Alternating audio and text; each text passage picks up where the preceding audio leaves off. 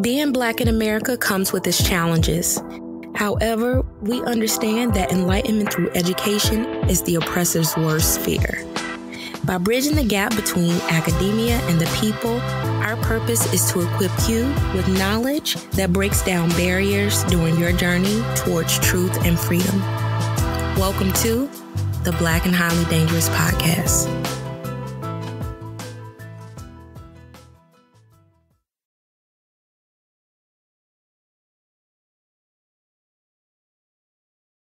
Yo, Dad, what's up? What's up? How's last week been for you? This last week has been very productive and honestly just kind of enjoying life on the other side of courses. So I was, the last day of class was Thursday, and it was like I immediately got a second wind to try to finish out the year strong with my own research. And then I got great news that earlier in the semester, I had submitted a paper to present at a conference called the Sociology of Education Association. It's my absolute favorite conference because it's intimate. It's all sociologists of education. And, you know, we just really be pumping each other up. And my paper, I found out this past weekend that it was accepted. So I'll be presenting, which will be really good as I attempt to likely go on the market next year. I presented there in February and got really great feedback. And it seemed like people were like really buzzing about me a little bit. And the pandemic kind of squashed all of that. And so it's my time to do it all over, get a little shine and maybe get a job, you know? Yeah, you know, that stuff is important. That exposure at these conferences, getting your name out there, networking, that stuff like that really helps. Definitely getting your name out there for jobs. As the old saying goes, you know, it's not what you know, is who you know. Most of the time. Absolutely. So if you know somebody sitting on one of these committees, one of these departments that can at least vouch for you to get your name at the top of the pile for extra consideration, that definitely works and means a lot. So I think that's a good strategy, and it's just good to go to conferences that you actually enjoy too. I think that's a plus. Yeah. Agreed. How are you? I've been good. This is the last, week of everything for me this semester. So I've been just busy grading, and getting the final grades out the way. I got one more class that will be Tuesday of this week, where I give them their final grades, all that good stuff. And then I'll be done completely with the semester. So I'm looking forward to that. Wait, y'all give the grades in person? Well, I do. Like, so because we're a state school, we have to show up for the final day, for the final exam day. But I don't give a final exam. I give final papers that are due before. So because we actually have to show up and be there that day, I just get all their grades done by the final exams. Ever had anybody cuss you out? No, nobody's ever cursed me out. Most of the time, what I have the students do is, I bring them in one by one, and then I tell them to give me an estimate of what they think they should have, and then I give them exactly what I have for their final grade for the semester. And 95% of the time, we're close. Even if it's the same exact grade or it's half a grade, it's rare that people are far off. Actually, this last week, one student was far. She was like, "Oh, I think I should have a B," and she had like a D. I'm like, okay, listen. Oh, wow. I don't know what world you were living in that you thought you should have had a B, but it still wasn't much resistance because I had the breakdown. I explained everything to them if they need. That's like their last opportunity to know their final grades. So they don't have to have the anxiety of waiting to see it up. And if there's any questions about anything, we can take care of it. Sometimes they catch things like usually with attendance. They'll be like, "Oh, I was here this day, and I might have had them not here." We correct that if there were any points taken off. But it's just a way, because I hate getting emails at the end of this. What used to happen is if I didn't do that, then at the end of the semester, I put up the final grades and I get like a bajillion emails during the break because people are like having questions or want to know things about their final grades. So I said, "Know what? I'm going to use the final day that we can just dedicate to that fully." And then I never get emails again after that. So yeah, it's like, speak your piece. Yeah, speak right your piece now. Because I'm about to enjoy my holiday break. Yeah, exactly. I'm not about to be arguing, debating about grades. So that's what I spend. And then, I don't have to worry about doing it after the exams like everybody else. So I'm done on Tuesday, and then I can start my break. But really, I'll be just getting my tenure packet together for the next week or two after that. So I have to have that in by January 1st. Nice. So yeah, I've been busy with all that stuff, but just definitely looking forward to the needed break. I'll tell you that, and ending 2020 kind of smoothly. Okay. All right, let's get into some oh Lord news, and then we'll get into describing today's guests for you all. Hello, and welcome to BHD News, where we give you the most current and eye-opening oh Lord news of the week. Join us as we present news that'll make you want to say,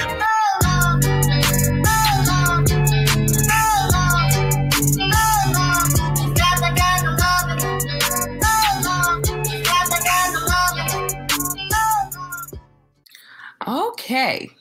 So last week we spent quite a bit of time talking about COVID-19. And, you would think that with the cases rising, people are, learning a lesson and sitting down somewhere. Well, that is not the case.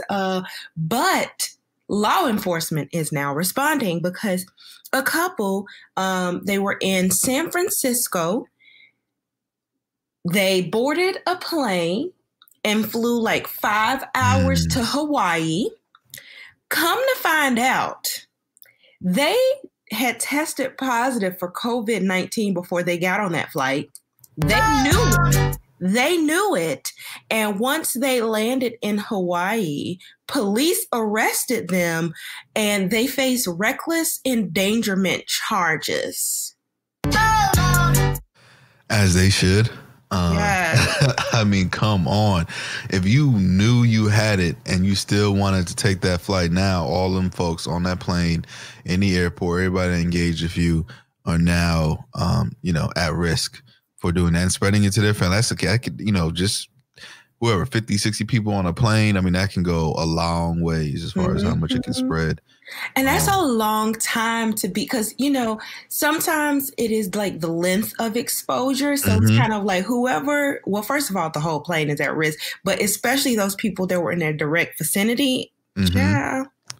Yeah, no, that's airports, planes, everything is always, you're packed together, you're waiting in line, you're close to each other. It's just like impossible to kind of have all this ultimate distance. So I'm glad the law enforcement got involved. Hopefully that sends a message to folks that you can face some big legal troubles by doing this. It's just reckless. And I feel like people are doing this because, everybody comes from different situations. So this might have been a vacation or something they might have been saving up for a while and couldn't really not go. And they probably just like, let's go. Nobody's going to find out. How did they find out, did they say? So I think the health department may have sent word to,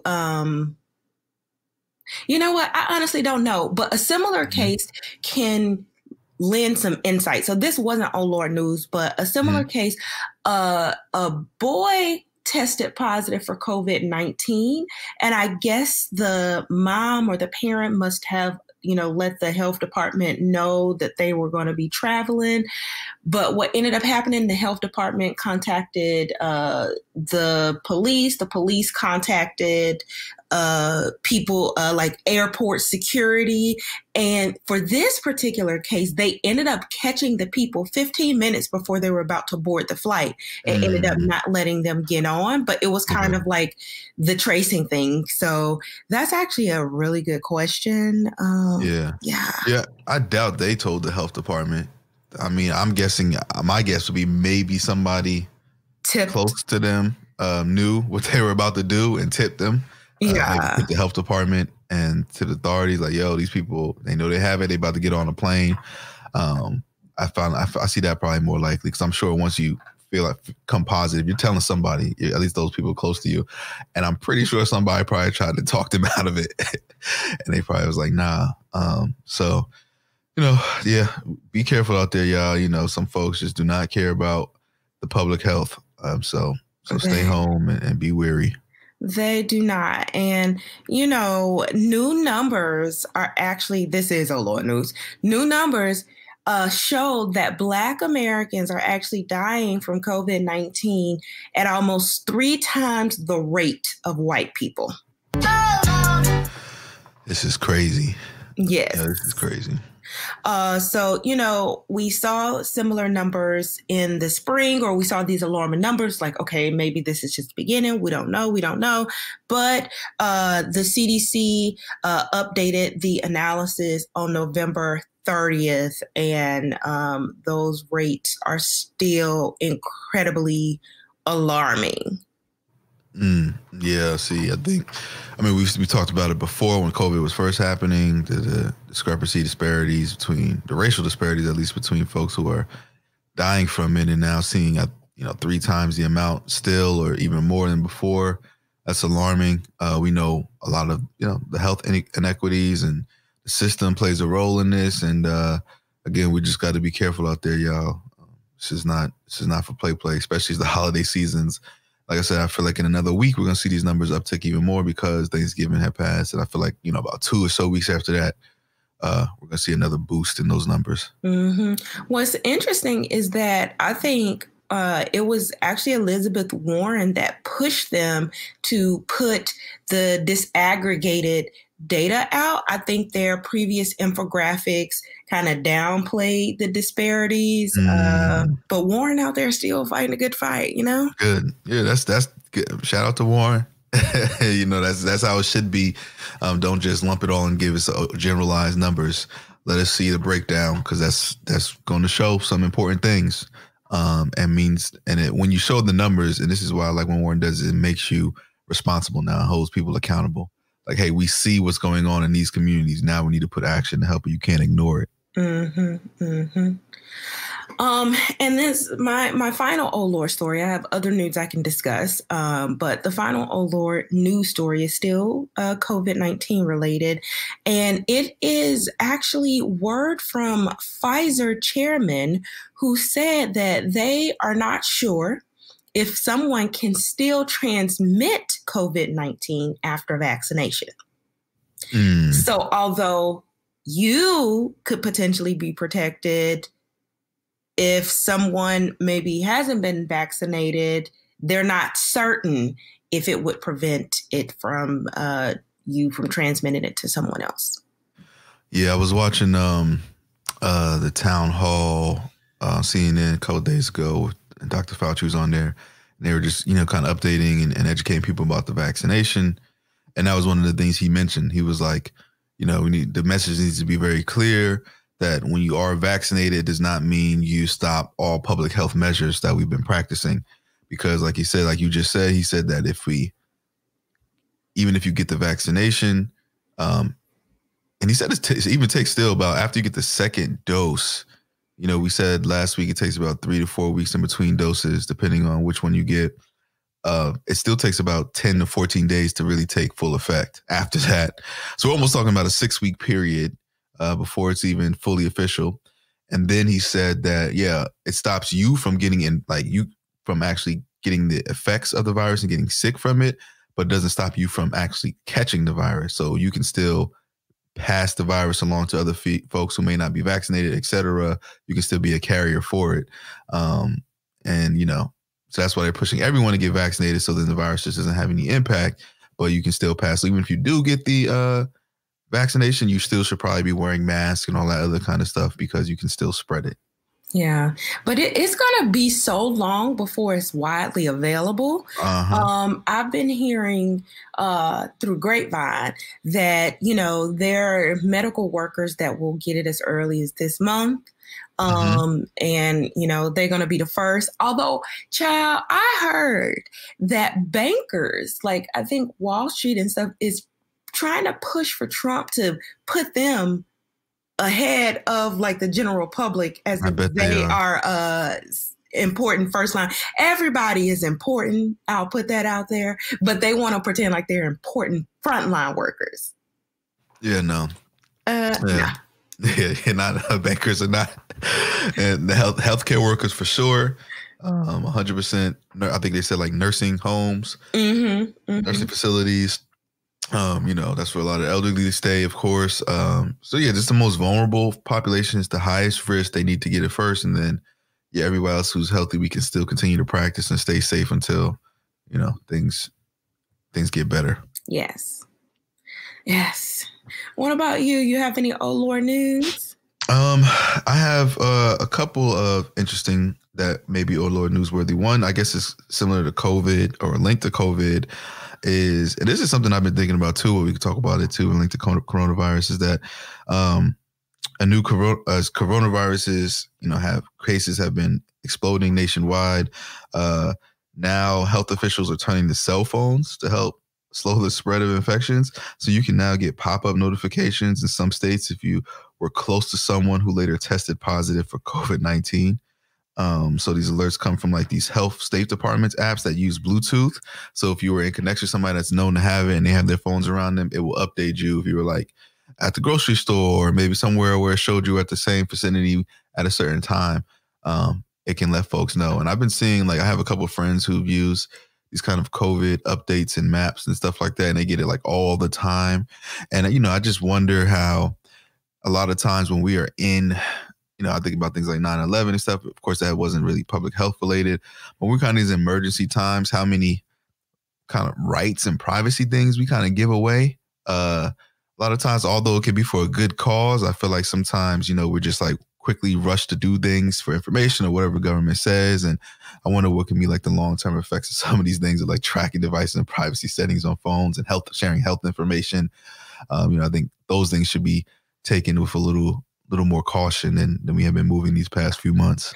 Yeah, it's definitely a yikes situation. And it's, that tension between keeping people safe and knowing that when all of this is over, some of these liberties that we have given up, if that's the new normal, then, is no longer like, you were just giving this up or sharing this stuff for COVID-19 purposes. Like, no, this is the new normal and this is what we expect. And so it's kind of like, how do you balance that tension? I don't know. Yeah, I don't know. But it's something I think that as we're in it, we should pay attention to and make sure that we're not putting ourselves in a deeper hole for when this is all over. We look up and be like, whoa, how can, y'all track me, or how can this happen, or what's going on my phone and the privacy settings or whatever it is. You just want to be careful as far as whatever we can control, not to go too crazy. Be safe, but the information passing, we need to be careful with. Because in this day and age, that stuff is crucial.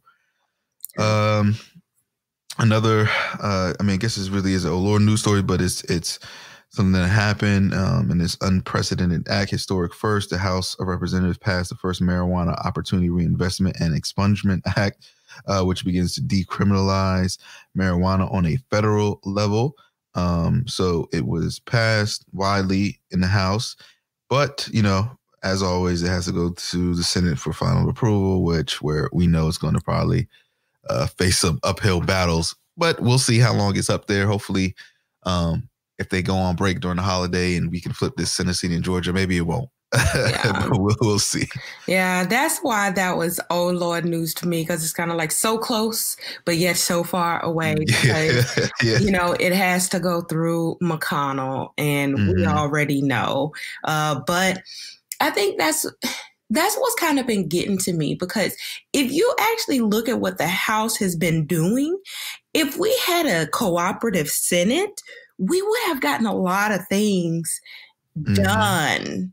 Because they've been pushing out bills, I feel like, all year. Yeah.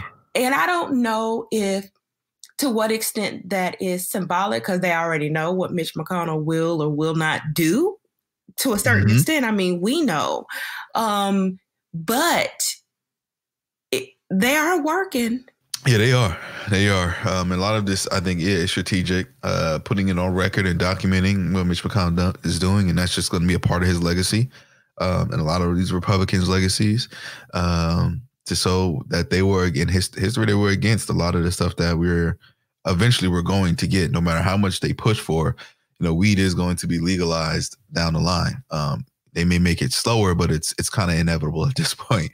But we'll see. The Senate, hopefully we flip that in the next couple of days. I've seen stories where Trump, he did an election rant and apparently called the Georgia governor up and tried to tell him to give him Georgia still, and saying it was corrupt. And they're saying this is actually probably going to hurt Republicans in this big race because he's making his base disinterested in going out and voting in this big race. So hopefully that's the case. Hopefully he's hurting the party and now is going to help us flip the Senate over by his antics.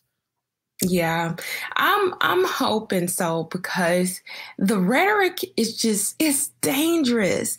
And, it's crazy that he's even calling, the governor Kemp to ask for, these favors, because he is dogging him out publicly as well. Saying the most just damaging and childish things about him. And it's I cannot wait for this to be over. We have, at least from when this episode will be released, about 5 days from when the Electoral College actually votes. After that, we just got to wait for, the January confirmation of that vote, whatever they do at the beginning of the month. And it's sealed. Deal is sealed. Yep. So we're almost there, making it official, and getting this guy in office. But slowly but surely, he's been conceding in his own, Trump ways compared to when news was first announced of him losing. So we're almost there. And a couple other stories, just really one story, talking about what Biden intends to do. And his first 100 days, I've been seeing this news story pass along, and so I'll just share it all with you all, is that he pushes for his first 100 days to push for a kind of federal mandate of wearing a mask for 100 days.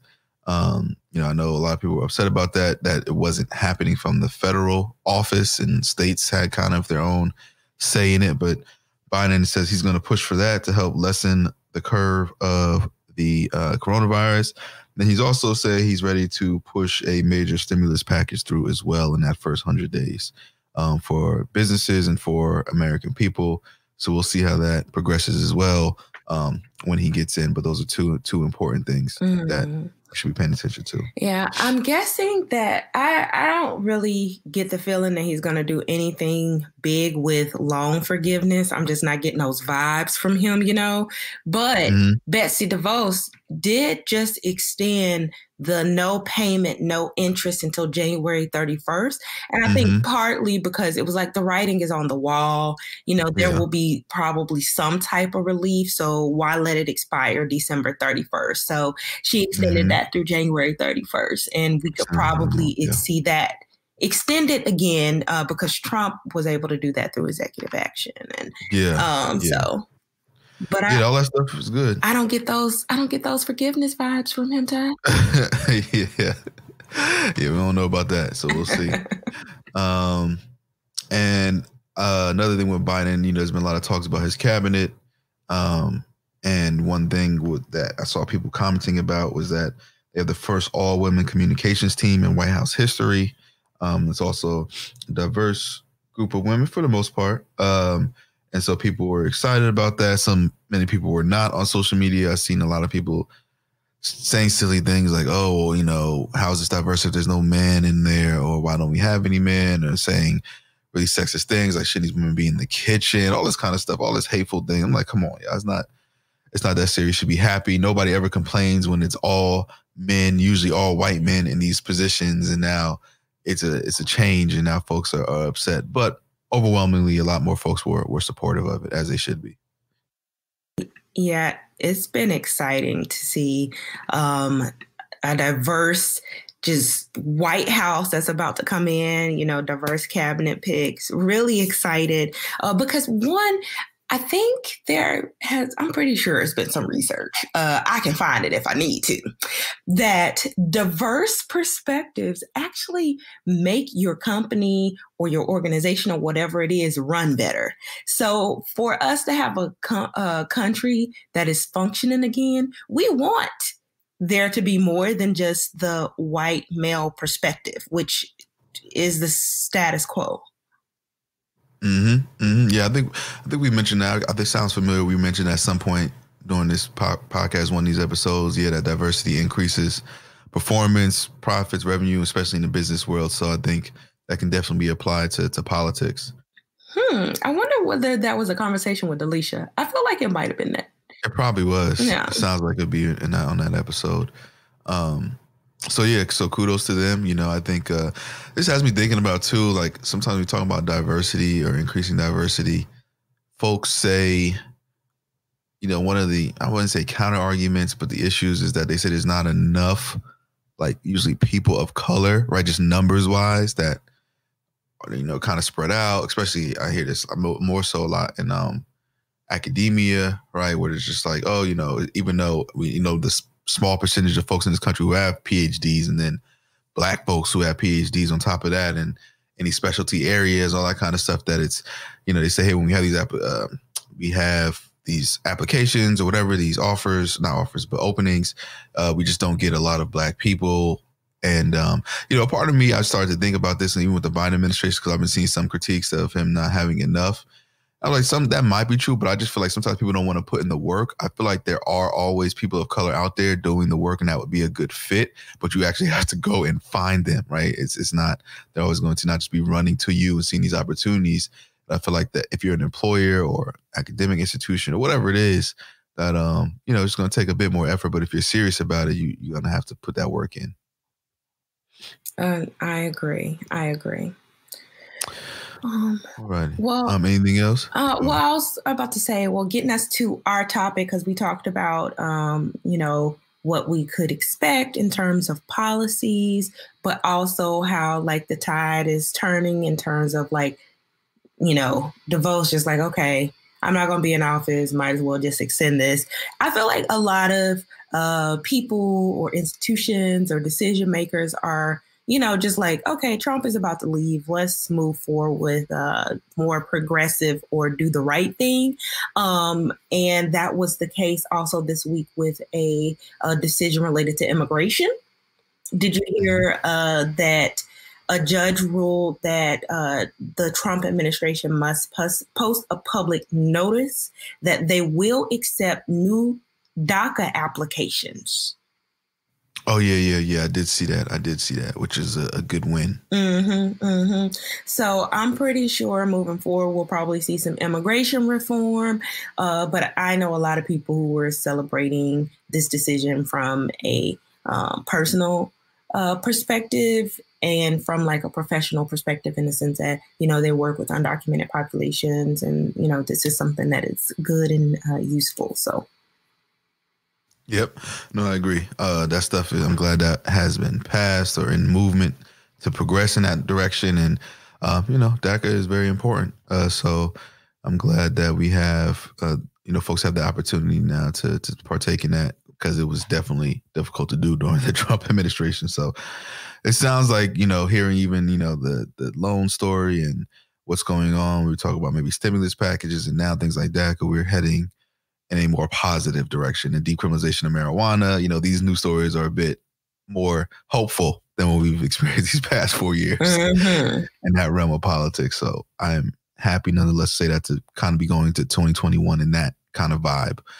But like you said, that's right on the line with who we have on today, who is Dr. Felicia Arriaga, who is an assistant professor at Appalachian State University. And she's actually here to talk to us today about immigration and the criminalization of, and within immigration, term known as crimmigration.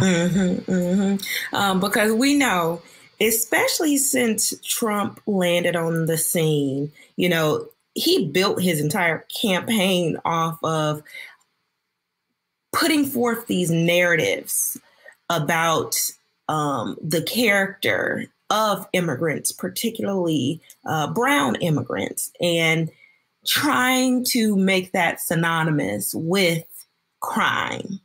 And we actually addressed this on the episode ourselves when we did a topical episode. Was it last year or the year before?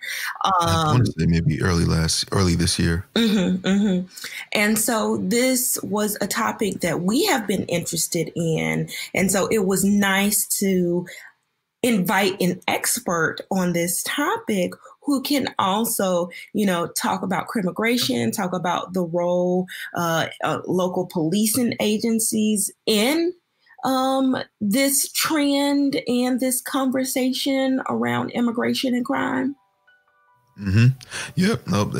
We're glad to have Dr. Ariaga on to come talk to us about this, like Dav said, just to shed more light on it, because it's definitely been the story this past 4 years with Trump. And so getting an expert in who studies this, teaches on this, makes it a little bit more understandable, and it just educates us better as far as what is actually happening with these kind of policies. So we definitely appreciate that. And also, quick note too, you'll notice during the interview, Dav was the only one in this interview. I wasn't there. Last minute, I had to go run and do some stuff. We were trying to purchase our first home back in the spring. And so Dav had to take the reins and let the interview, because we didn't want to reschedule. We wanted to make sure it happened. So Dav conducted this interview by herself. So you won't hear me this time around, but that's cool because Dav held it down per usual when these things happen.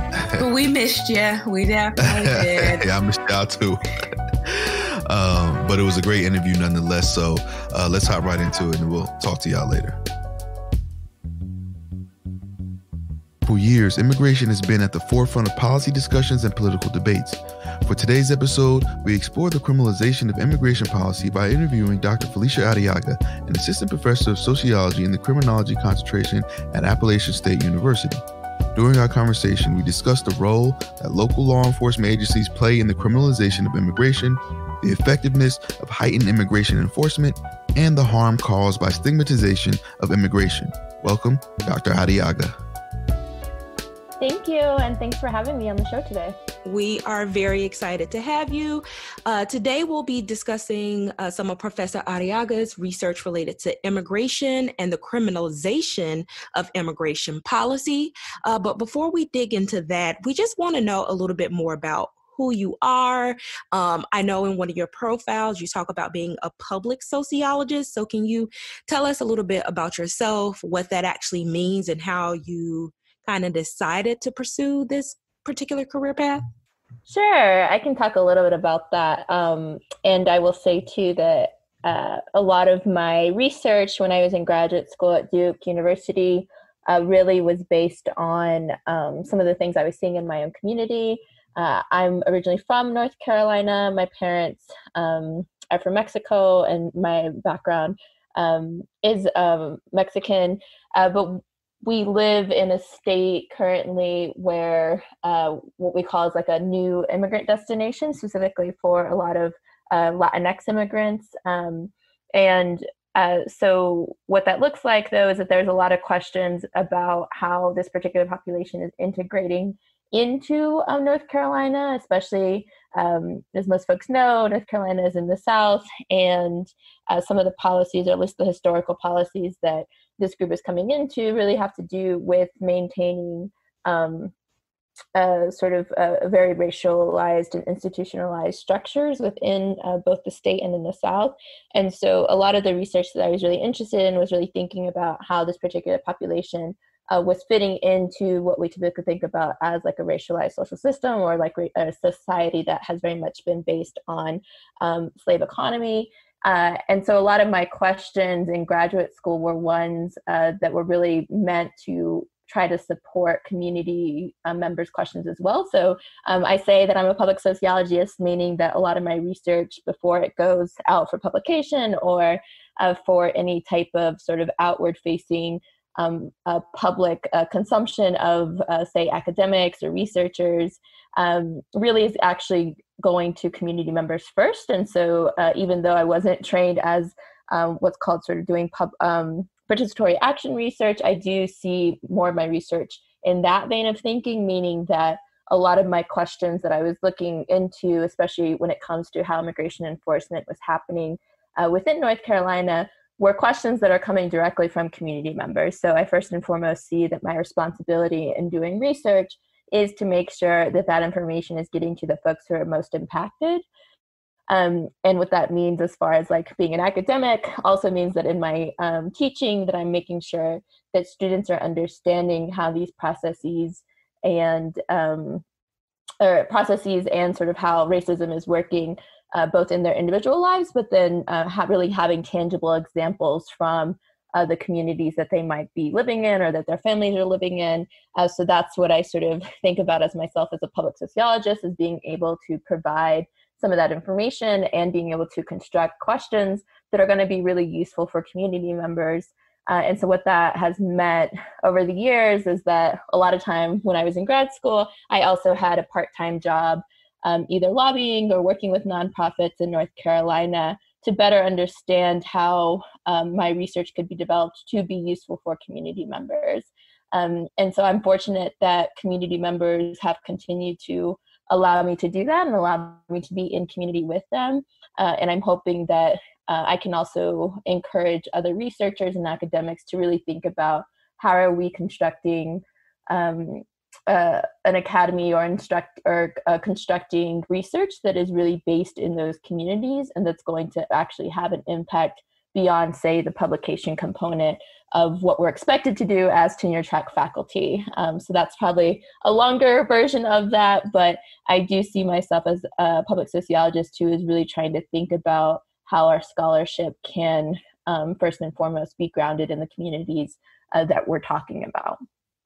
That's really powerful. And it actually makes me think about the mission or why we started this podcast. It's kind of like, as someone who studies education and who went to some of the same types of schools that I studied and eventually taught in as a Title I elementary school teacher, I'm like, when I finally got to graduate school, I was like, wow, like people study us. There's like so much knowledge and information, but why didn't I know these things when I was actually in the role as a teacher or a student in these settings? So really appreciate your approach to the work. Thank you. Yeah, and I'm hopeful that it's something that I can encourage my mentees and others to really consider whenever we are really taking on new research projects. And sometimes I think that I understand people's or at least like the pressure to be in tenure-track faculty positions or be in as a graduate student, right, to complete a dissertation that's going to like appease everyone on your committee. But at the same time, I do think that we should be encouraging our mentors also to be considering what is the impact of the actual research that we're doing. And I was very fortunate to have a committee that I think understood what I was doing and what I wanted to be doing. And so that's something that I very much also feel comfortable enough pushing back on some folks who are more senior faculty at this point, especially given that I do think that the academy can be a useful place to really push some of these policy questions. I know we're going to get into some of the immigration policies, but I do think that that's a place that I've felt the most comfortable recently, is really thinking about, well, actually, I do have a skill set, whether that's like constructing graphs or charts on the impacts of particular, say, like proposed state level legislation in North Carolina. That is something that I do think that any graduate student should feel, especially in the social sciences, should feel comfortable being able to do. And so I think that there's also this way that we can really connect scholars who are interested in being involved in communities and really helping them understand how their training can also be utilized to do that in an effective way. Nice. And I'll definitely be picking up some of those tips. But one thing you mentioned is that your work is really situated in North Carolina, which is a new immigrant destination. And I kind of want to get into that a little bit more. My research is on Tennessee, which is also a new immigrant destination. Right. But our listeners might not really know what that means or why the Southeast suddenly became this kind of destination for immigrant origin populations. So can you kind of explain that concept and also provide a little insight into what is drawing new populations to this area when traditionally we think of immigrant destinations as like Texas, Florida, California, New York?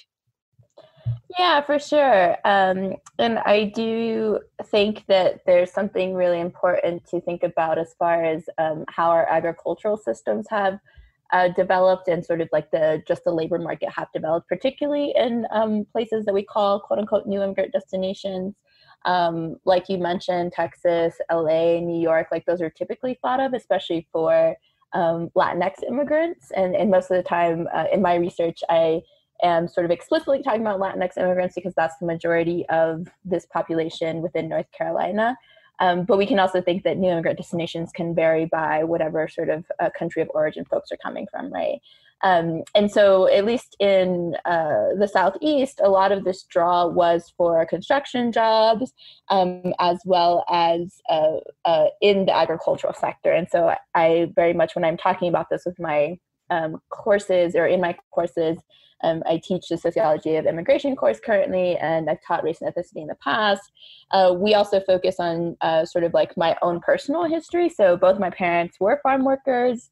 And so we traveled back and forth between North Carolina and Florida, depending on the season. And so I very much think about as like my personal story as reflective of this moment of predominantly like Mexican immigrants coming to the Southeast for these agricultural types of jobs. And so that means that draw very much is based on the agricultural sector. And I always want to make sure that when I'm talking to students about that we've also seen at least like the progression of who works in that sector. And so it's really easy, I think, for us to think about, oh, well, farm workers are in this position in this moment, but we also have to think about, again, that legacy of slavery and who was actually like maintaining the fields prior to that, right?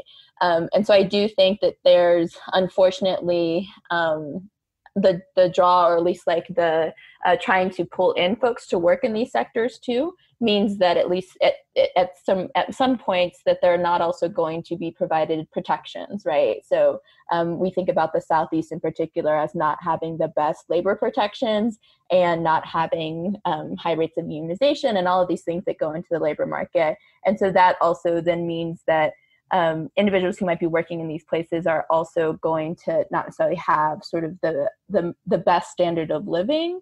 But I do think that at least like the biggest draw, at least in the Southeast, was for these types of agricultural jobs, and that being both tied into quote unquote unauthorized migration to the area, but also of legal migration, right? So the use of H-2A visas, which is a particular type of visa that growers or large farm owners can actually apply for through the federal government.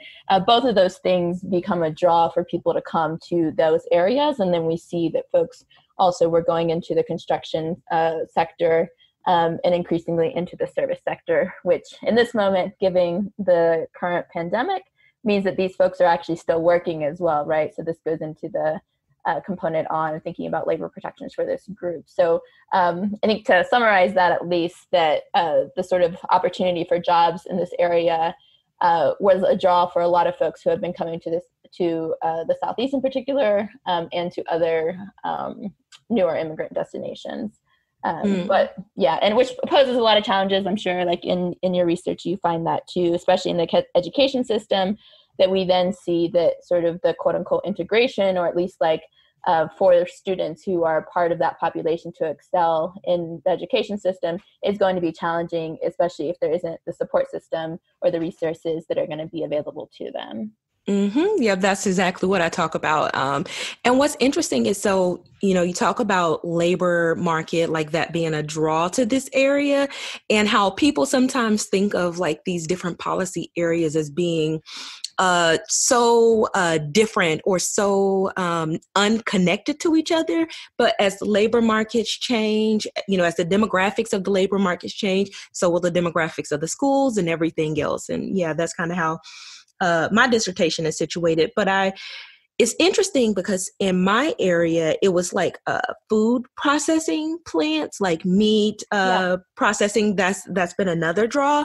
And for me, when I was thinking through my findings and analyzing things, there seems to be such a disconnect between, this like pretty much corporate recruitment of immigrant origin workers, but the rhetoric that often happens in these southeastern red states that can be so anti-immigrant, and also the policies that are, increasingly coming into place to where people are actively being recruited, but at the same time, being criminalized. And so I want to get into your research focus of like crimmigration and, what is that? Why is it on the rise? And how do we make sense of the fact that the rhetoric doesn't match with the actions of the people who are actually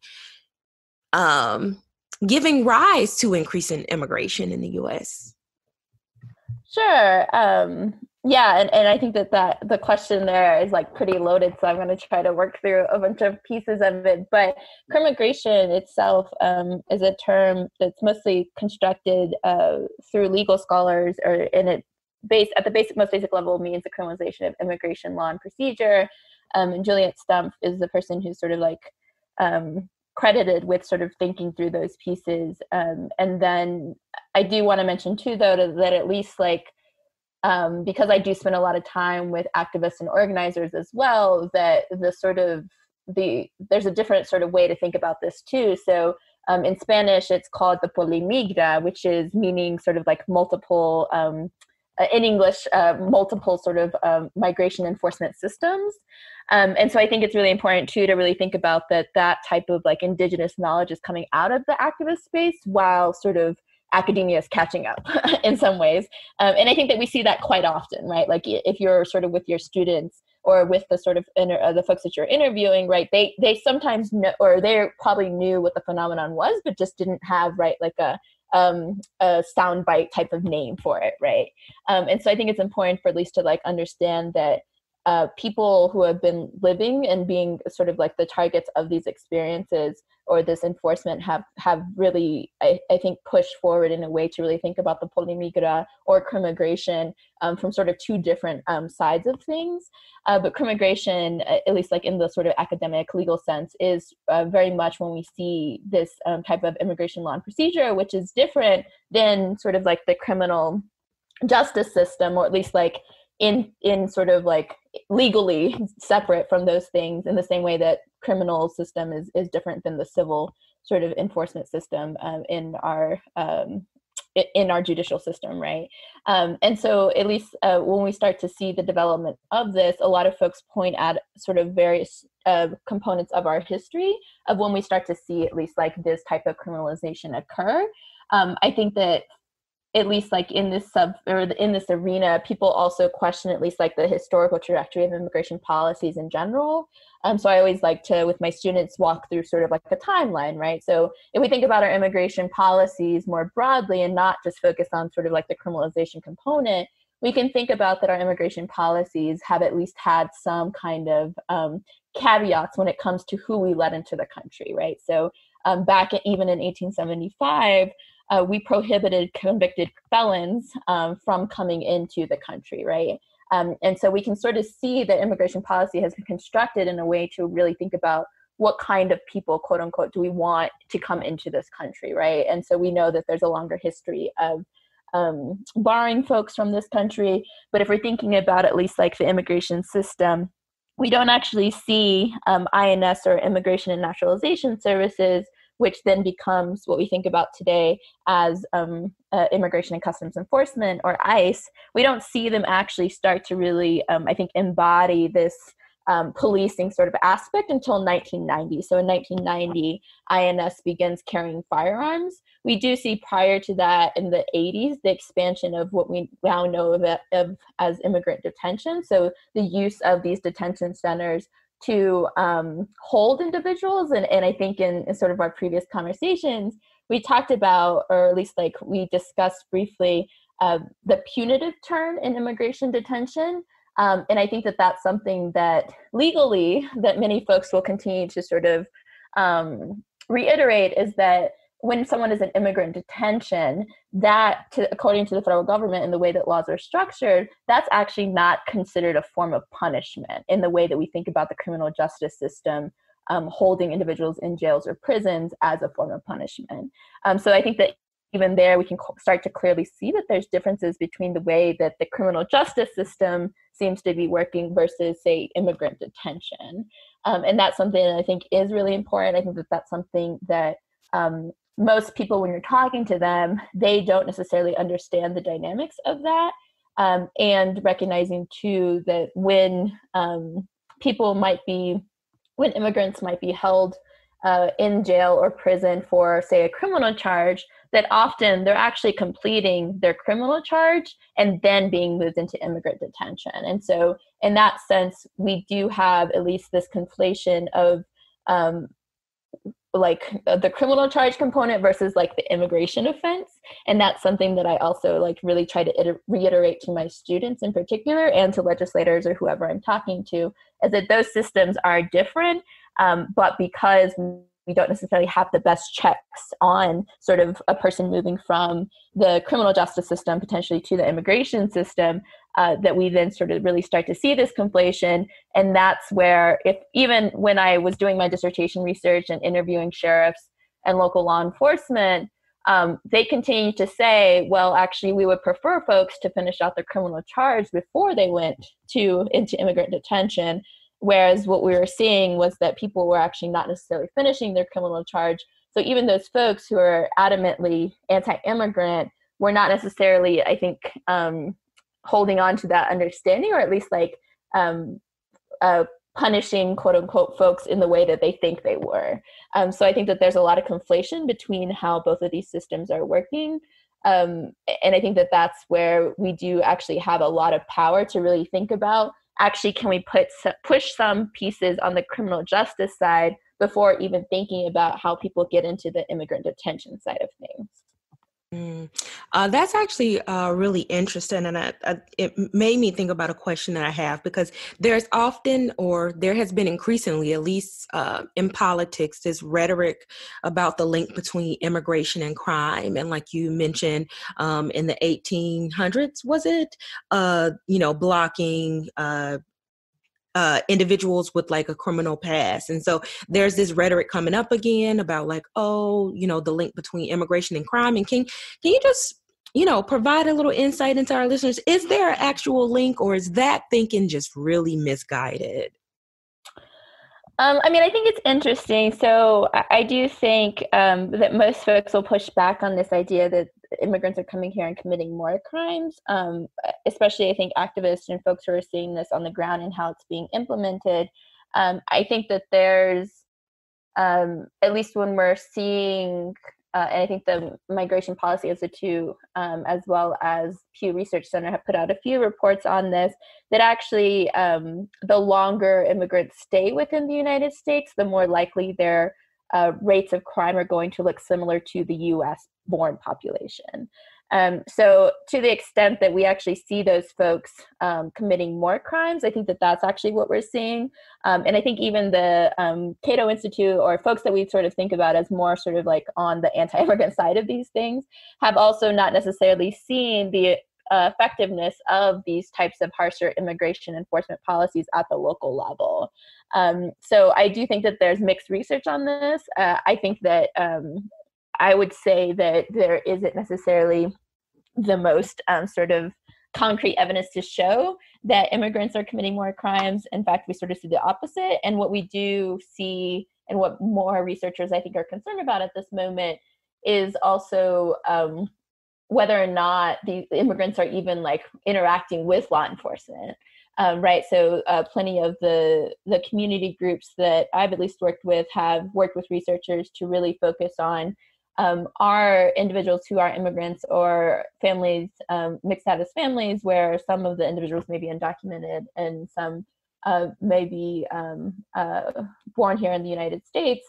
that they are actually less likely to contact law enforcement, right? So I think, so I was trained as a race ethnicity scholar, and I teach criminology classes now. And so I think that has also helped me really think through when we're looking at crime reports, what do those actually tell us? And often I pose this question to my students for them to really think about, are we measuring crime, or are we measuring police activity, right? And so I think that what we're doing is actually the latter. We're measuring often police activity. And of course, we know that this very much has to do with that Black and Brown communities, some of them who are going to be immigrant populations, are being policed more often than, say, native-born white communities, right? And so I think that that's also really important for us to think about, is that I don't think we have a good sense of some of these things. I'm happy to share, I think, some of the other research that has gone into this,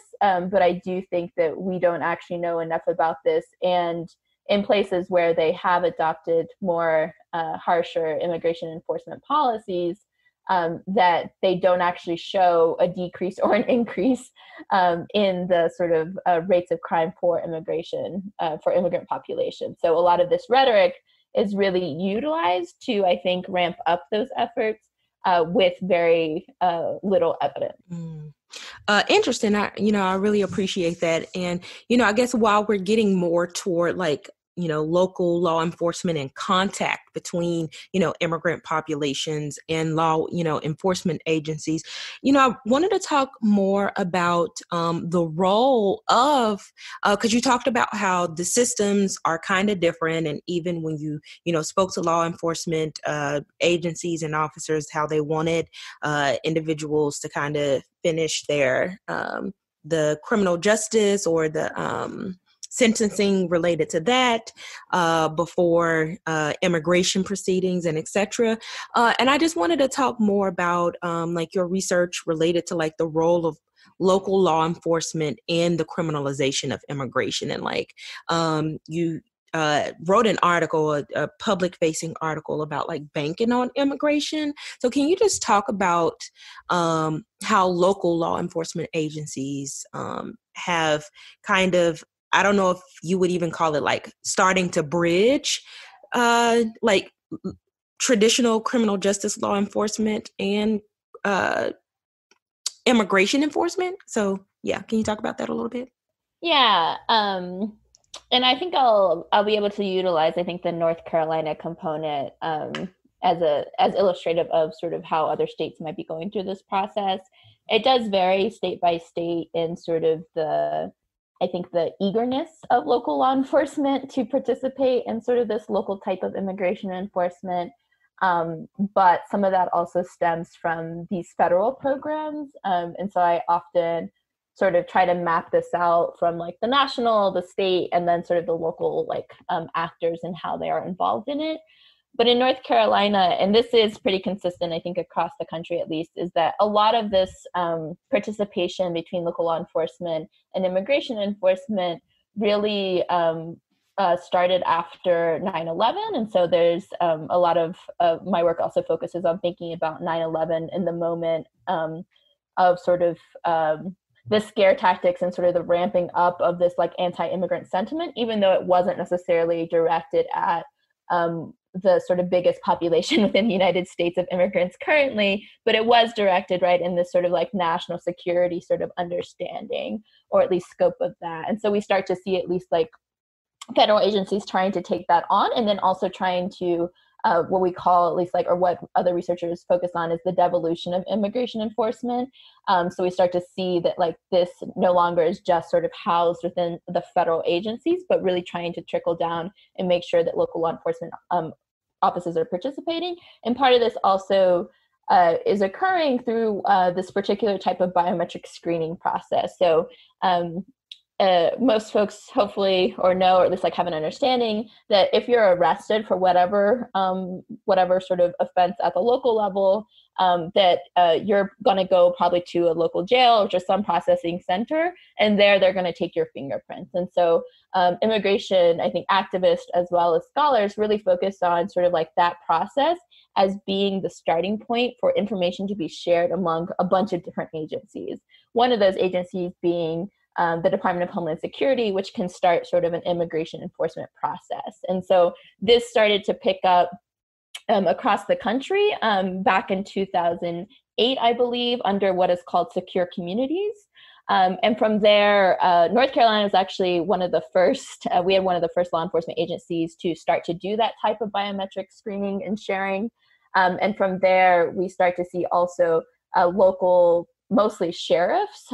Sheriffs, at least in North Carolina, run our jails. This is different by state, but the majority of sheriffs across the country do run jails, or at least and do the administrative work of jails. And so we started to see this taking place within jails. And then we also see some of those sheriffs from 2008 to about 2010 in North Carolina start to also figure out how they can actually be more helpful to ICE. And so in North Carolina, at least, they started to adopt what are called 287G programs, which means that individual sheriff deputies within the jail can actually ask questions of immigrants about their legal status, how long that they've been in the country, a bunch of different types of questions. And so in North Carolina, we start to see this really become more rampant. And then one of the sort of more notorious sheriffs, also in Mecklenburg County, where Charlotte is, which is one of our bigger cities in North Carolina,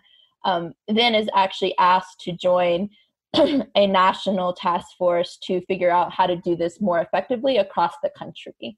So North Carolina does have, I think, a special history in really trying to ramp up how local law enforcement happens. And so part of the initial rationale too, and this is what I did most of my dissertation research on and working on a book manuscript now of, is really a lot of those sheriffs and local law enforcement were also really interested in how they can make money off of this process. And so, and this comes more from the federal appropriation sides of things. So at one point, this type of local law enforcement was also profitable, and that very much was some of the decision making that was happening at the local level. So in my research, I do some interviews, but I also do more looking at county commissioner documents, some types of more executive sort of documents where it's clearly sort of stated that here is the best case scenario of how many immigrants you have to actually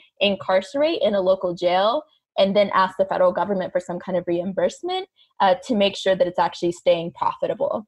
Over the years, we have seen that that's no longer the case, that these particular programs, the 287G programs, are not necessarily profitable. And in some instances, some of the calculations for the article you mentioned, or at least that public-facing piece for Scalawag that you mentioned, we actually saw 1 to 2 million, a deficit of 1 to 2 million if we calculated using, say, the salary of the actual officers or the deputies that are doing the types of interviewing, the type of equipment, the extra time that individuals who are incarcerated at the local level are staying in jail while ICE, while the jail or while the sort of sheriff's office is waiting for them to get picked up. That cost a night of them staying in jail. And so that's been a little bit more of my research is focused on how much is that cost of those extra days of salary, all of these things. And does that actually make the sheriff offices work at a deficit when prior to this, they could really, quote unquote, bank on being able to get reimbursed by the federal government at a rate that was going to actually give them some kind of profit. That is really interesting. And, you may not have gotten to this yet, but I'm really wondering, okay, does it kind of push or motivate the sheriff offices to kind of abandon these programs, especially if they get really costly? Is it even worth it to kind of engage in this type of labor? Yeah, I mean, I think that that's the question that we're working on in North Carolina right now. I often work with folks at the ACLU of North Carolina, the North Carolina Justice Center, these statewide organizations that are really looking into this question. And we've had a little bit of some of the dynamics change in North Carolina in the past few years, where this has become much more prominent for us to be really focused on, not just here, but in other states as well, as we have sort of seen the ramp up of anti-immigrant sentiment and particularly under the current administration, the federal administration under Trump's policies, he has been pushing for more of these type of local level partnerships too in some of his executive orders. So we're very much seeing that this conversation is happening. One example I do have is from my hometown. I'm from Henderson County, which is out here in Western North Carolina as well, where the sheriff there, who newly elected in 2018, he did go to the county commissioners, which is our county level government, who, if people don't know, the county level government will pass the law enforcement budget, right? So not just for the sheriff, but also passes other types of budgets. And so we've very much been working for folks to understand the relationship between the sheriff and his budget and what's constructed, and the county level government and what kind of power they have over passing that particular piece. And so what we found was that the sheriff at least did go to them and ask and tell them that this is no longer profitable, like we're losing money on this. And if he wanted to continue that program, that will cost, I believe, $250,000 for them to continue it. Well, the county commissioners and the county level government folks, they came back to him and said, we want the program to stay here, so we'll find the money for you to continue operating this.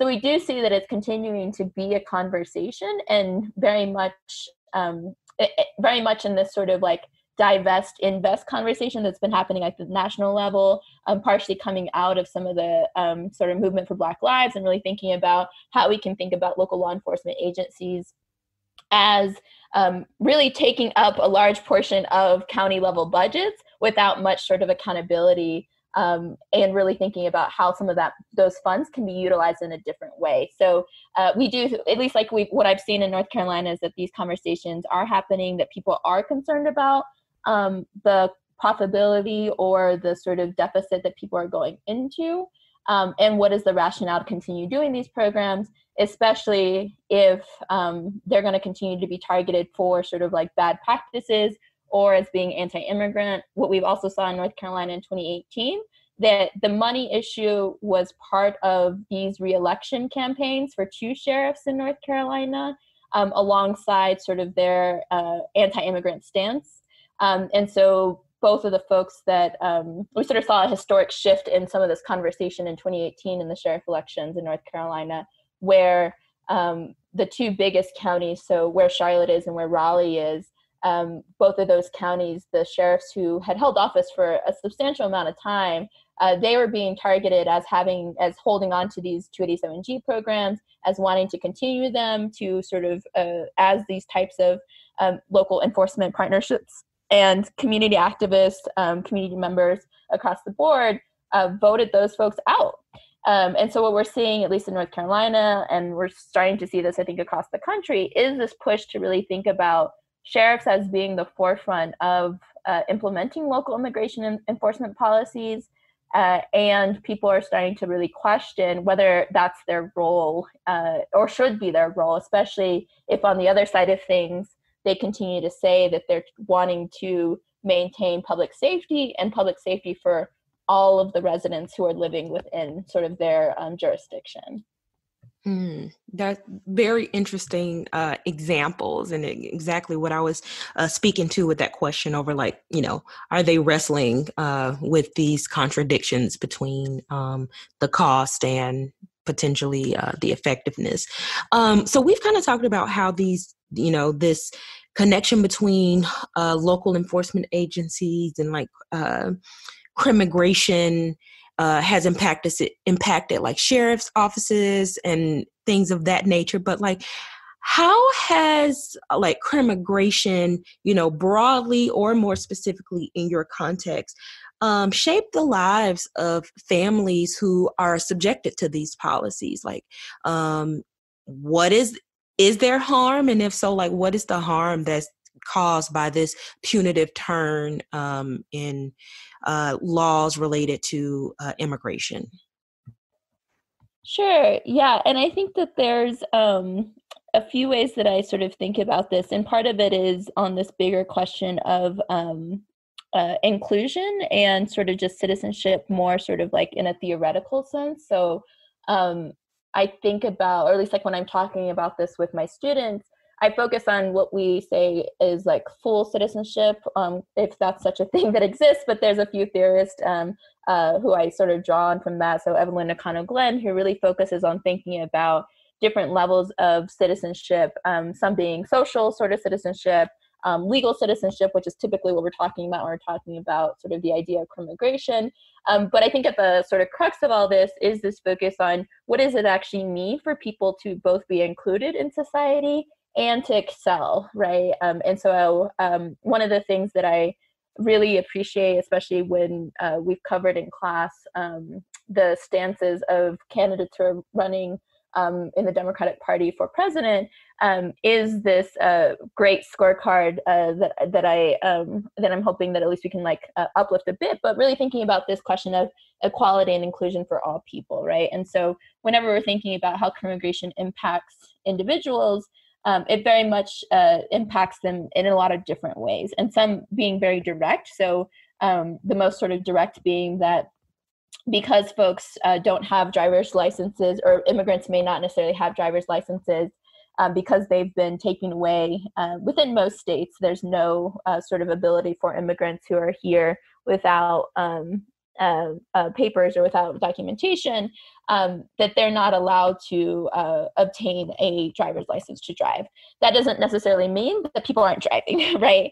And so plenty of folks who drive without a driver's license, those folks, whenever, I think that the sort of most direct way that they're impacted is that if they're pulled over, or if someone is, or say law enforcement is driving behind them, that causes stress on that person. And I know that that's not necessarily my arena, but I do at least collaborate with folks who are really thinking about the mental health impact of that, of always being fearful that potentially you're going to be arrested and then potentially put into deportation proceedings, given whatever the policy is for that particular law enforcement agency that is stopping you. So that's very much one that I think we continue to sort of or at least I continue to make sure that I'm centering when I'm thinking about this, is that how do we change those type of very localized policies so that people aren't necessarily having to deal with that sort of emotional stress of just driving, right? Of doing something very basic as driving.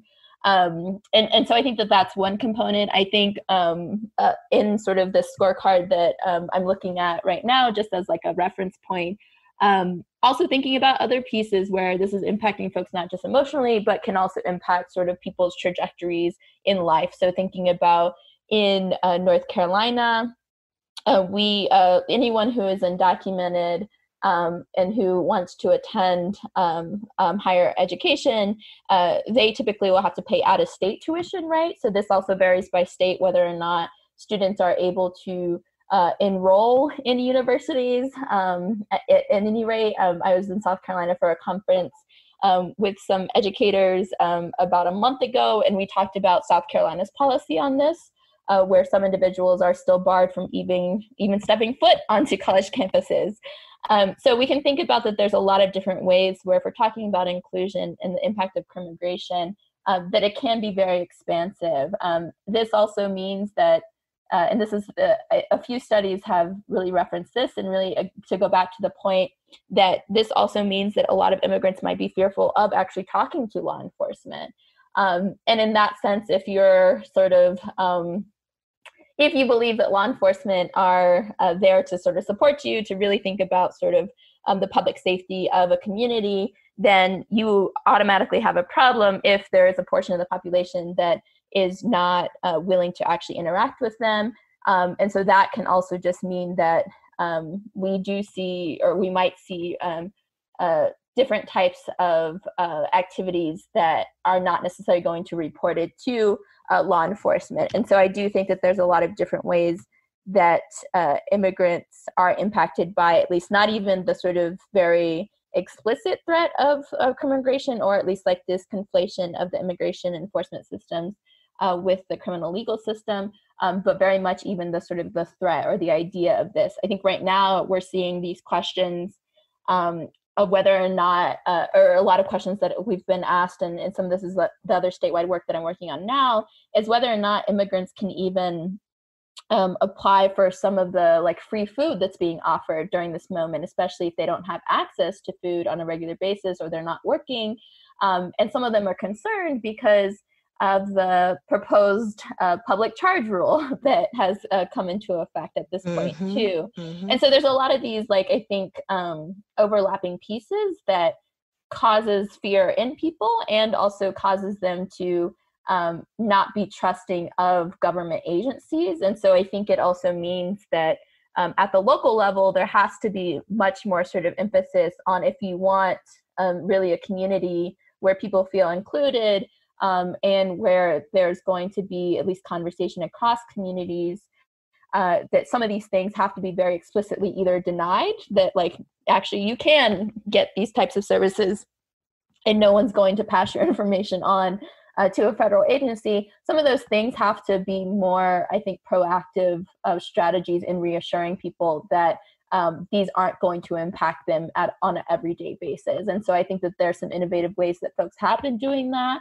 But in a place like the Southeast, I think that we continue to see this isn't just a problem, an issue of sort of like misinformation, or at least like services being provided that are holistic for immigrants, but also just across the board, right? So there's not just, this isn't just an issue for this particular population, but really thinking about what is inclusion, or at least like the ability for people to excel in life look like, given that a lot of sort of these resources have been concentrated in either bigger cities, for folks who speak English, for folks who are able to advocate for themselves and are sort of in positions of power as well.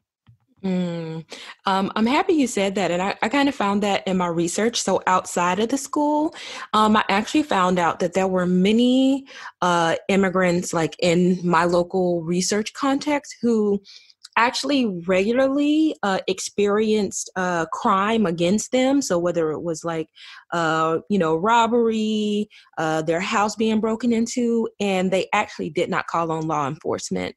And some people actually began budgeting, being robbed into their monthly budget. And it's sad because they do not feel safe interfacing with local law enforcement. And on that last point, I noticed in schools, the students not being willing to ask for things or take up space in a way that native-born and second-generation students were willing to. So, yeah, I actually saw some of that in my research as well. Yeah, and I think that I think the reliance on law enforcement is interesting across the board, right? So typically whenever I'm teaching on law enforcement and perceptions of law enforcement, we do know that there's a racial divide in sort of how people feel about the police, right? So I think the thing I'm referencing right now is just really thinking about that's not just for like Hispanics or Latinos or immigrants, but that's across the board, right? So Black folks by far don't have favorable sort of like feelings towards the police.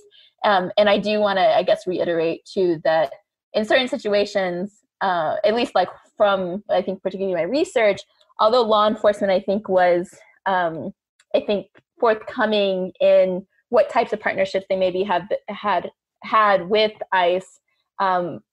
Unfortunately, in some of the more sort of quote unquote liberal places too, when law enforcement were saying that they didn't cooperate with ICE, that was sort of like a half truth.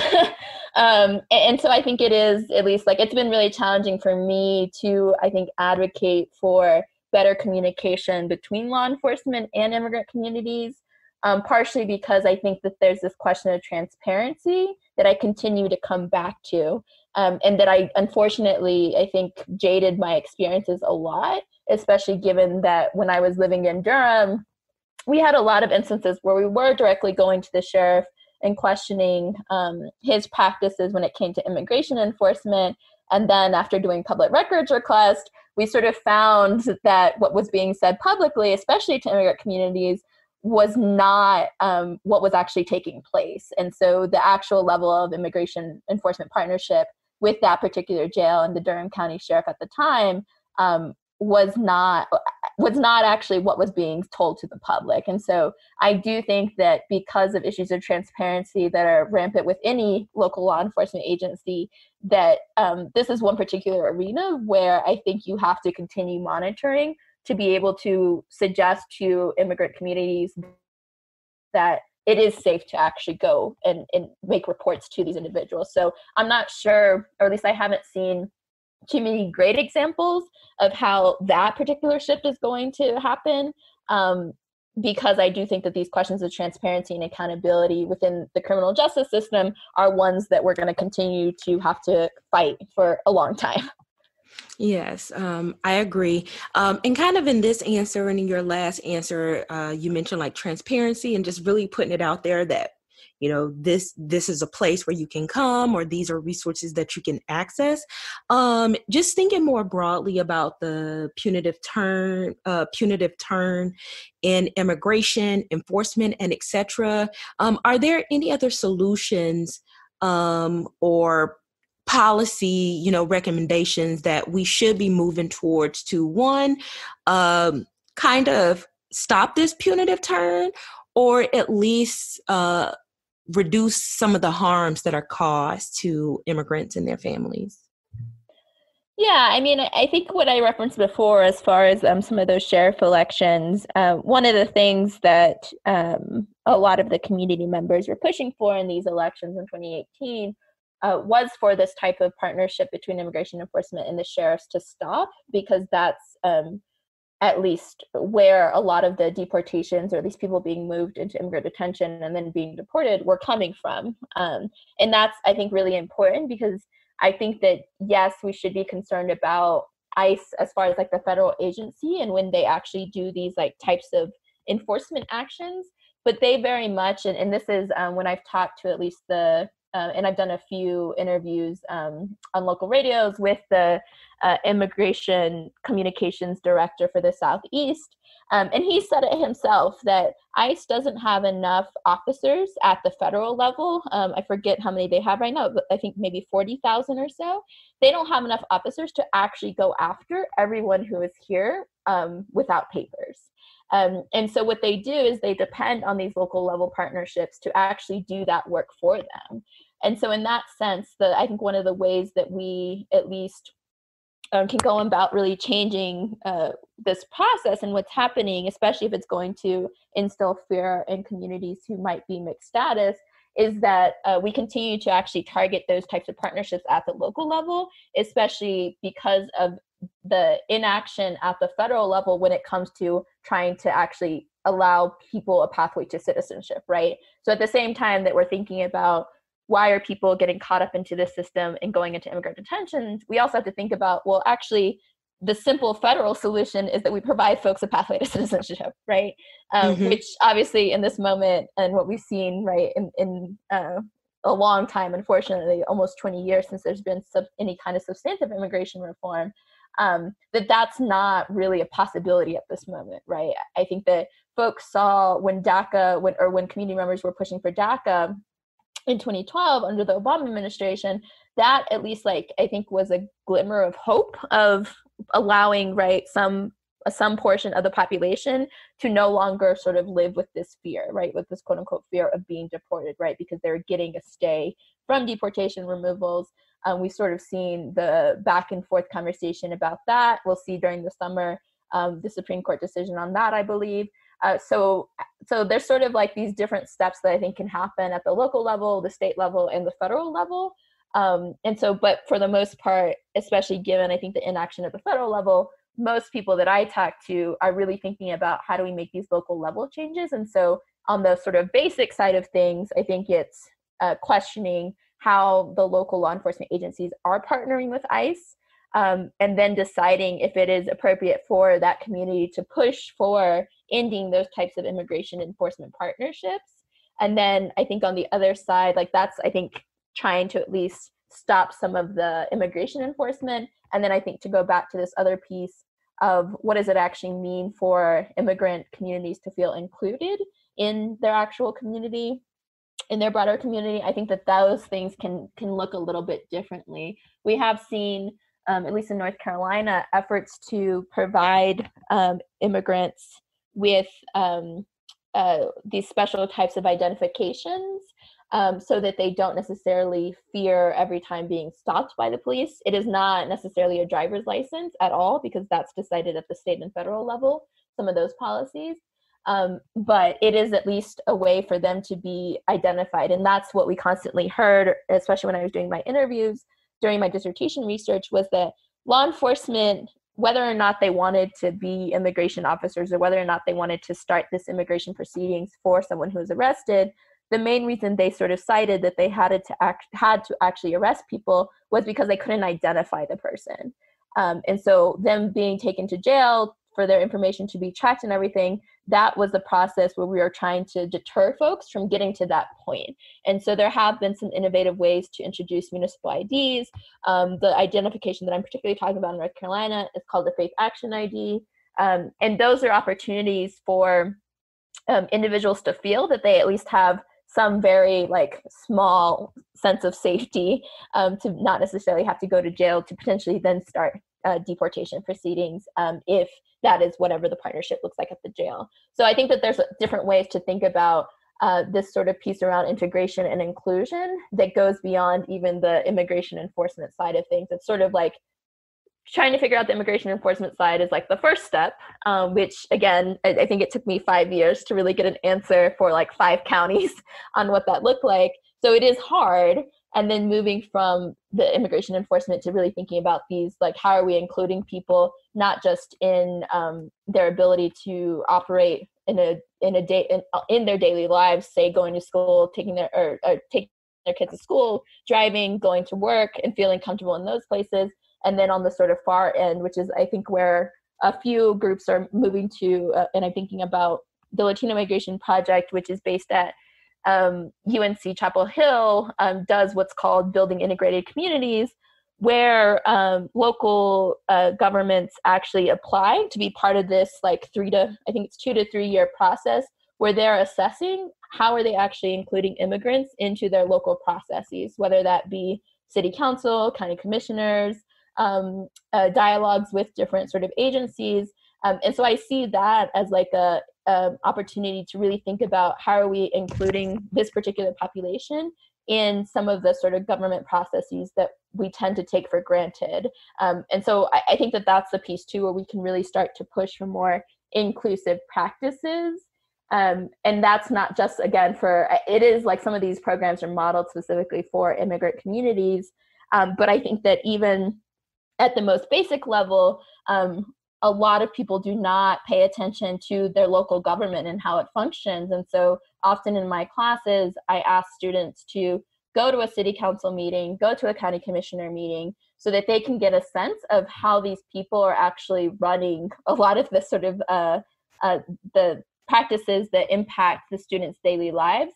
And I think that that's something that I very much want to credit to the opportunity to be in Durham and to see that many community members were showing up to city council meetings to demand transparency for the police department, for the sheriff's office. And so I've tried to at least adopt that in my research of really thinking about how do we really start to look at the functioning there, but then also to really encourage students and community members to be involved in those processes, and specifically within the budgeting process itself. So one of the things that I've been doing lately with one of the statewide organizations is trying to actually encourage folks to participate in these local budgeting sessions. So we will present them with information about how local budgets work and give them opportunities to ask questions so that they can actually try to advocate for more money to go to certain things, or to take money from other pots at the city and county level. And part of this really matters because we're sort of right in the middle of these budgeting sessions for local government. And that's a process that we also see as good governance, right? Is being able to understand where your money is going and a way that's going to also encourage participation from community members. That makes a lot of sense. And I think it aligns with something that we've been talking a lot about on BHD, about the importance of local politics, the importance of getting involved there and just understanding how important it is to your daily lives and et cetera. So really in line with things that we've been talking about recently. So this has been a really awesome interview. I've asked you a lot of questions, but is there anything that you'd like to share that I didn't ask about before we close out?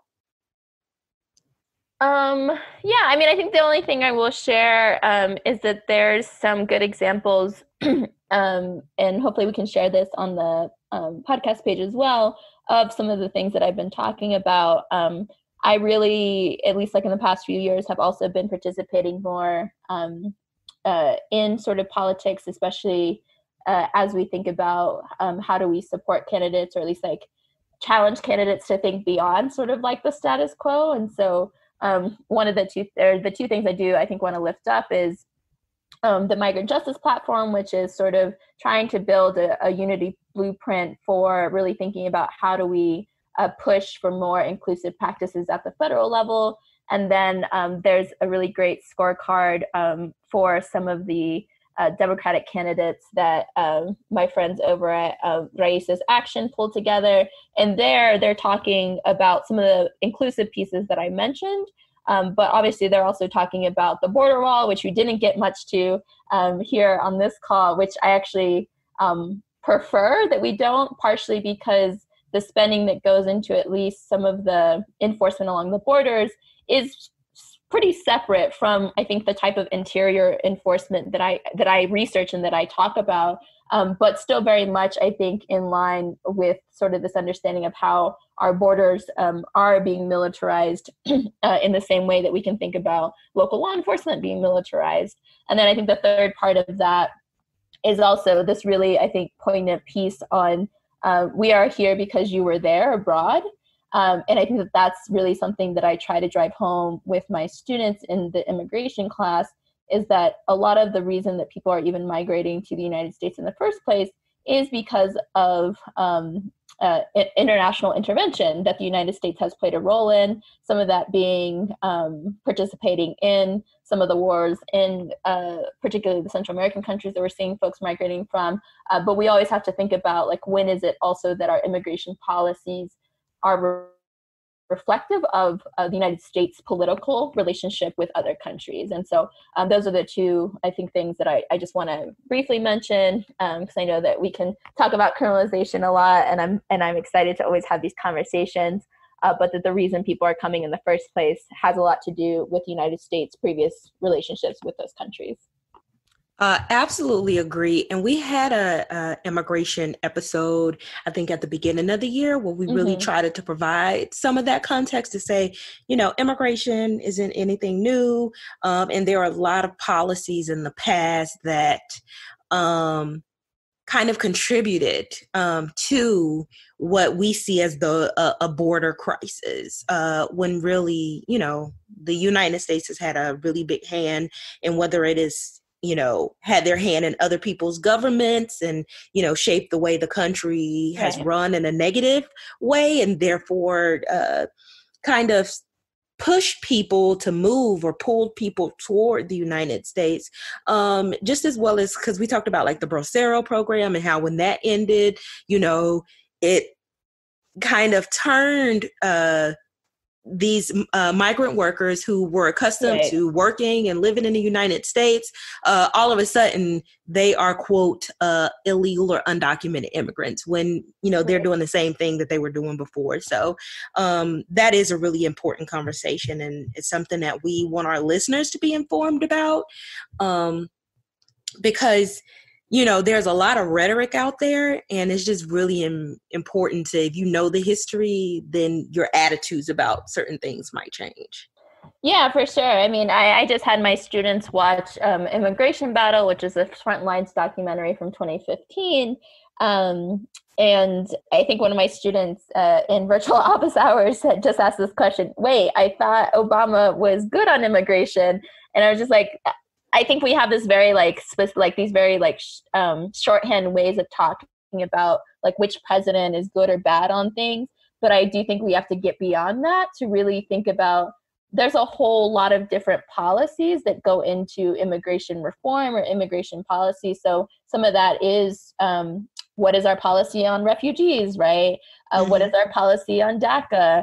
how are we thinking about decriminalization of folks like you just mentioned, folks who at one point in time were not necessarily quote unquote criminals, but because of whatever legislation that passed, are now sort of in that category. How much funding is going to the border wall? All of these different pieces that I think it's really hard to think about one cohesive answer to these things. And so I think that it's really important for us to take into account not just these questions of intervention in other sort of countries' economies and policies, but to really think about there are so many levels to this that it is complicated to really work through what is a pathway forward at this point, and to not necessarily just, I think, pick up the talking points, especially if we're sort of getting those talking points from family members, right? So many of my students are sort of coming into my classes with this sort of more conservative background as well, right? And so I think everyone's sort of in a moment where hopefully they're open to hearing these things, or at least like my students are, right? But I think that we have to also figure out to go beyond sort of like party politics when it comes to these questions as well. Absolutely. And I don't know if there's a book on this yet. So like there was From War on Poverty to War on Crime. And it was Elizabeth Hinton. And she kind of showed how it was both the Republican Party and the Democratic Party that contributed to the punitive turn in criminal justice that negatively impacted the African American community. The Obama administration and the way Democrats may have also contributed to where we are now is really important. So before we close out, can you tell our listeners where they can find out more about your research, where they can maybe engage with you on social media and et cetera? Sure. And let me try to remember all those things. I think to your point, I think the best book right now that I've seen that is a good place to sort of locate all of these things and these questions about local incorporation and sort of party politics is this book called Welcoming New Americans, Local Governments and Immigrant Incorporation. It's by Abigail Fisher Williamson. And it's a very comprehensive, like she's I believe a political scientist, but very comprehensive way to really think about how local governments are operating when it comes to these questions. And she does some great work to really look at their political affiliation too. And I guess like part of the surprise, I think that what I didn't mention before with the sheriffs is that even though a lot of folks expected the sheriffs who were Democrats to have better immigration enforcement policies, in at least like a lot of this national research, that's not necessarily the case. So at the local level, we don't necessarily sort of see that this partisanship component dictates who is going to embrace harsher immigration enforcement, or who is going to do more lenient types of enforcement. So you all can find me at my department website. I think I have my updated personal website on there as well. But I think if you just, the personal website is my first name, Felicia, Felicia, Ariaga, ARRIAGA.wordpress.com. And I have some of my recent stuff up there. There's also a few community resources that I typically update there as well. Especially because of my work supporting legislative fights at the state level here in North Carolina. And then I'm trying to think of what my Twitter handle is right now, because I've taken a Twitter break for a bit. It was I needed to work on some more of my book earlier this year. So I ended up taking a bit of a Twitter break, but I think it's still just Felicia Ariaga, and you should be able to find it there. Okay, perfect. And I did the same thing while I was writing my dissertation, just completely stopped. I just got back on. Yeah, I'm not sure if I'm ready to get on given the current state of the world. But yeah, you should just you can just find it. It's just at Felicia Ariaga. Okay. Well, thank you so much for joining us. Sorry, Ty couldn't make it, but this was a really great conversation. So thank you so much. Yeah, thank you so much, Daphne. And again, congratulations on the other side, which I think I feel like it gets easier. Probably people disagree with me, but you feel a different kind of I think ownership of your life after finishing the dissertation. You know what? Actually, right after the defense, I was actually ready to move forward, and people thought like, "Don't you want a break?" And it's like, I really enjoy this work and I'm ready to move forward. So yeah, it was different. Of course, I'm not working really long days, but still pushing forward with the work. So yeah, for sure. And thank you so much. And thanks so much for pulling together this podcast.